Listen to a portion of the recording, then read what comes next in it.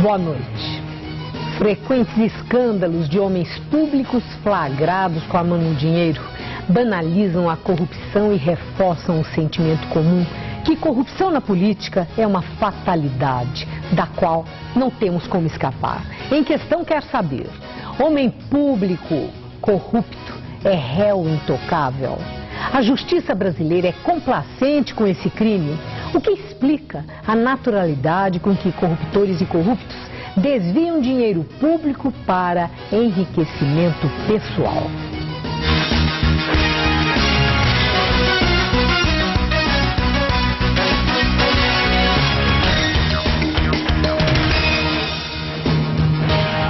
E para esse programa nós convidamos o ex-governador de São Paulo, Cláudio Lembo, do Partido Democratas.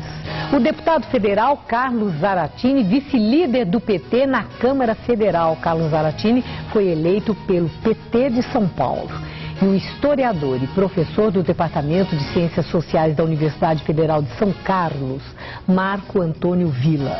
Muito obrigada a todos por aceitarem nosso convite e estarem aqui. Denúncias e mais denúncias. Esse foi mais um ano no qual a política brasileira teve destaque negativo. O eleitor lamenta o que o esquema de corrupção chamado de mensalão não tenha sido apagado do noticiário para sempre.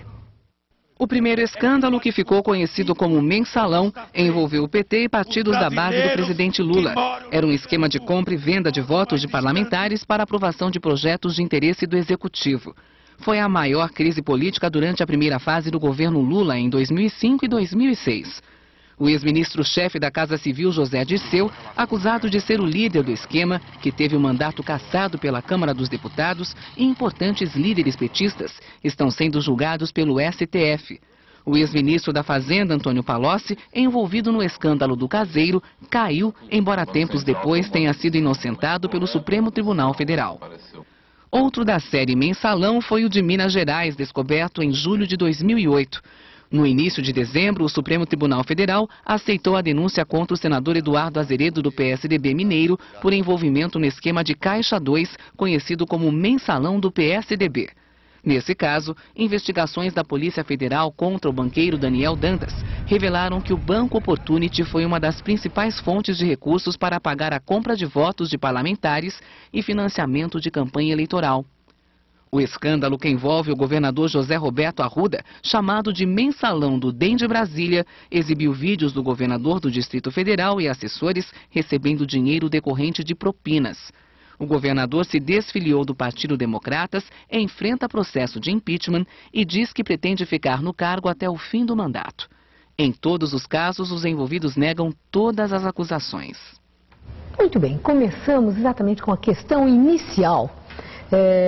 Na abertura eu chamei a Em Questão Quer Saber. Uma delas, a naturalidade com que se faz referências a esses casos que são escandalosos. Há de momento uma indignação geral e depois parece que cai no esquecimento. Uma banalização, como se corrupção fizesse parte da vida pública, parte da política, como se fosse inerente. O que justifica, o que explica isso, governador Cláudio Lembo? Em primeiro lugar, é o lugar comum de dizer a fragilidade humana. Os seres humanos são fracos. E quando não tem boa formação ética, acontecem situações como essas que nós vimos agora aí nesses filmes de história. Porém, no Brasil, eu creio que nós temos que ver a fase positiva que está acontecendo. É que os meios de comunicação com total liberdade, eles têm a possibilidade de mostrar à sociedade tudo de equivocado que acontece. Então, parece que existe uma situação abominável, e ela é. Porém, o que está acontecendo é que nós estamos num momento de transparência, coisa que nós não conhecemos no Brasil. Quer dizer, acontece o que sempre aconteceu? É exatamente isso que eu quero dizer, sempre aconteceu. No regime militar houve interventores ou governadores nomeados que foram gravados na praia de Copacabana pedindo dinheiro de empreiteira. Mas pouca gente soube isso, muito só os iniciados. Hoje toda a gente sabe que em Brasília aconteceu um caso que é um constrangimento total, passando dinheiro, etc. No passado, nos outros casos também teve cuecas, teve tudo. Portanto, eu acho que simplesmente nós estamos num momento difícil, um país de 200 milhões de pessoas. Mas, acima de tudo, a boa transparência faz com que a gente saiba tudo. E é melhor saber para a gente poder votar o ano que vem, que fica tudo isso escondido. Então eu não sou dos pessimistas, né? Eu acho que tudo isso faz parte de um processo de efetiva democratização do país. Conhecer tudo o que ocorre nos bastidores. Não há mais segredo no Brasil.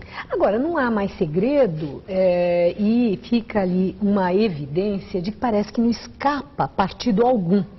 Deputado Carlos Zaratini, um mensalão que envolveu, chamado mensalão, que envolveu lideranças importantíssimas do seu partido, inclusive o ministro-chefe da Casa Civil, José Dirceu.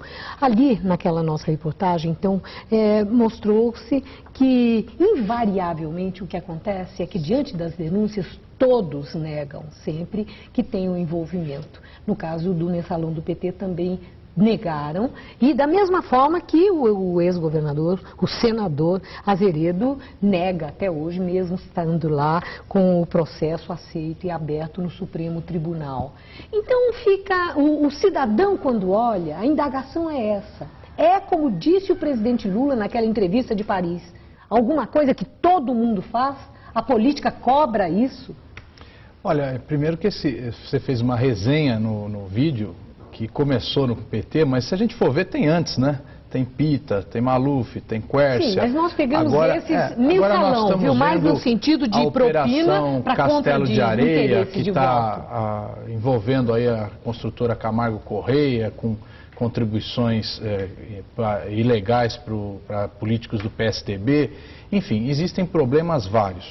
O que eu acho, o governador Cláudio Lembo falou aqui da questão da transparência, isso é uma coisa muito positiva. Agora, eu acredito que a gente deveria discutir de duas questões. Uma, que existe a corrupção. É aquele camarada que se apropria do dinheiro público para o seu enriquecimento. Agora, existe uma outra questão que está muito mal resolvida no Brasil, que é o financiamento das campanhas políticas. O financiamento das campanhas políticas, da forma como está colocado hoje, né, que a contribuição privada, a contribuição das empresas, né, que não existe praticamente a contribuição das pessoas físicas, nem se incentiva isso, né, não existe o financiamento público de campanha. Então, da forma como ele está armado hoje, quer dizer, a lei, o modelo e a lei que está em vigor, ela acaba empurrando, né, boa parte dos políticos para as contribuições ilegais de campanha, chamado Caixa 2. Mas esse argumento então, não é um argumento que tenta eu estou separando duas coisas. Não, estou separando duas coisas. Existe a corrupção para o enriquecimento pessoal ou de um grupo, e a questão que está mal resolvida no meu modo de ver, que é a questão da contribuição financeira ou do financiamento das campanhas políticas. Faz diferença? Agora eu acho interessante, já que você tocou nisso. Faz diferença? Faz. Quer dizer, é legítimo, não foi para eu ficar rico, foi para eu arrumar voto. Faz diferença? Olha, não faz diferença. Não é tudo corrupção? Escuta, no fundo não faz diferença, tudo seria corrupção. Porém... Seria ou é, governador? Vossa Excelência me permite, eu diria a você o seguinte: se para enriquecimento pessoal é a corrupção no seu grau maior e mais indigno. Agora, nós não podemos esquecer de um ponto, e aí isso não é para salvar ninguém, é apenas para registrar e nós analisamos juntos. O Vida falou o que ele achar oportuno. Democracia é cara. A democracia é muito... Só quem participou de partido político, de campanha política, sabe como uma democracia é caríssima. E falta no Brasil, na verdade, o financiamento público. Eu tenho temor do financiamento público, porque pode ser que mantenha o financiamento público com o meu dinheiro, o seu dinheiro, ou seja, do contribuinte, e ainda continua a Caixa 2. Isso me apavora. Mas eu acho que nós temos que... Quer dizer, não há garantia que o financiamento público... Porque a fragilidade humana.